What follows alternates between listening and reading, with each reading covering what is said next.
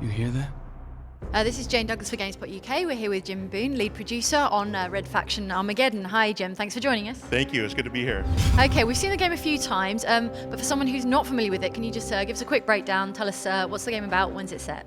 Definitely, it's one of our prime things is destruction in this game. It's a hallmark of our series, and this game actually takes place a couple generations after the previous game, Red Faction Guerrilla. And you play the grandson of the main hero from that game, Alec Mason. Your character's name is Darius Mason, and he starts off as a member of the Red Faction. And but we tried to go in a very different direction than most of the previous Red Faction titles, in the sense that what happens with poor Darius is that he has some very non-human sorts of enemies. We've kind of introduced that sort of thing in some of the previous games, but in this one we really wanted to go crazy with having some very different sorts of creatures that you fight. And so these creatures actually get unleashed on Mars and just wreak havoc through the whole world. We call it Armageddon for a reason, is how we always talk about it. And Darius has to try to find a way to save the day. I mean, he is definitely the central hero in this journey, and trying to find out, is there any way to stop all these aliens and save the survivors that are on Mars.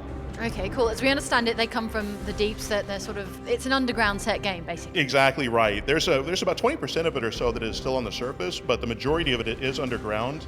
It's given us a chance to do a lot of different things in terms of different locales that you can go through. There's a lot of variety in the aesthetics of the world, but it's also just a lot of fun to go in these gigantic caverns. And we always like to point out that sometimes you might think of them as being smaller caves, and we like to do some claustrophobic settings like that, but these really huge caverns that you go into with tons of destruction throughout them that you have to journey through as you're trying to find out what is the source of these aliens that you've unleashed underneath the ground, and why is it that they're running rampant and taking over everything.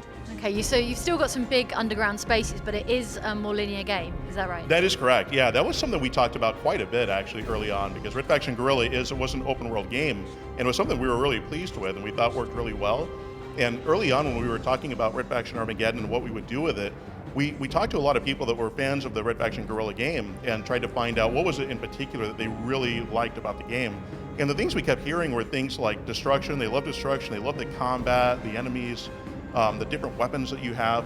But we also heard a lot of comments about how it would start to get a little bit tedious when you had to go from one area, you've had a lot of fun in it, now you have to get in your vehicle and drive through a somewhat featureless area for a few minutes to get to the next area to have the fun again with destruction and everything. And so our thought was, if we can take all of that and just kind of squeeze it and condense it together in a more linear setting, it gave the fans more of what they really wanted with destruction and the weapons and the combat. Hey, this old arc welder still work? Can we talk about the vehicles to begin with? I know the weapons are a big deal, but since you touched on vehicles, sure. Can you tell us what we have to look forward to? Yeah, there's a lot of different vehicles. I always joke around saying that one of the things we tried to do in this was to do some very different vehicles that you or I would never be able to drive. They're not wheeled vehicles. You'll have things all the way from a exoskeleton called the Red Faction Leo that's about twice the size of a person that you can do massive destruction in it. You can walk through walls. You can do all kinds of fun things with it.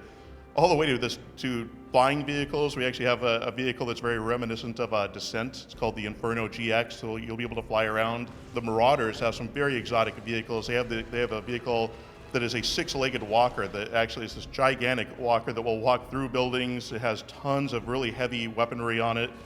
So there's a pretty good variety. Those are just a few of the vehicles that we have in the game. All right, neat. And you just told us a little bit about the magnet gun, the signature weapons. Tell us about that. Yeah, the magnet gun is definitely our signature weapon. That's the one that we're the most proud of. It's a kind of game, or it's kind of weapon where once you have a chance to get your hands on it and try it out, you generally just get it right away.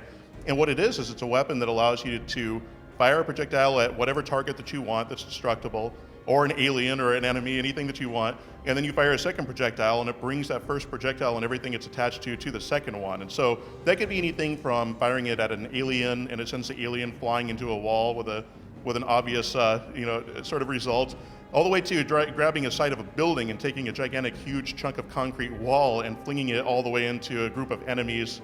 It's just the creativity that we've seen people have with using this weapon is pretty awesome to see. We've had a lot of fun watching people play it because we'll see them use it in ways that we never even thought of using it. Okay, can we go on to multiplayer perhaps? Absolutely. Tell us what we're looking forward to in multiplayer. Yeah, so multiplayer in this one is a cooperative mode called Infestation, and it's anywhere from 1 to 4 players that you play it.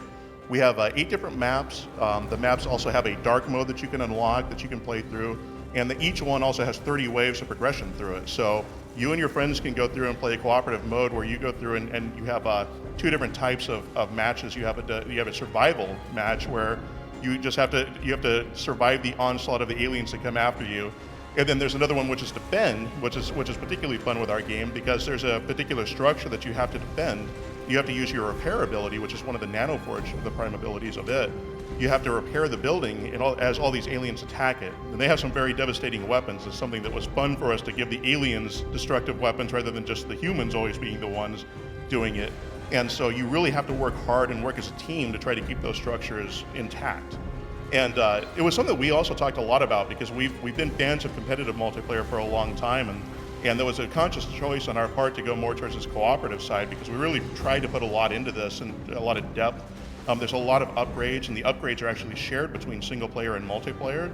So there's an awful lot of depth that you can have in going through all of this. So it was we've had a lot of fun putting this together.